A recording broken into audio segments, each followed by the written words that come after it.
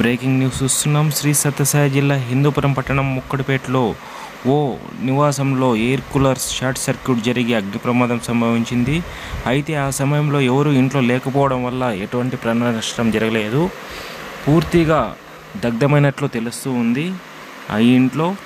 కానీ పెద్ద మొత్తంలో పొగలు రావడంతో స్థానికులు అగ్నిమాపక సిబ్బందికి సమాచారం అందించారు. వారు వెంటనే సంఘటన స్థలానికి చేరుకుని మంటలు అదుపులోకి తీసుకొచ్చారు. అయితే ఈ ప్రమాదంలో ప్రాణ నష్టం వాటిల్లిపోయినప్పటికీ ఇంట్లో ఉన్న సామాగ్రి అంతా కాలిపోయింది.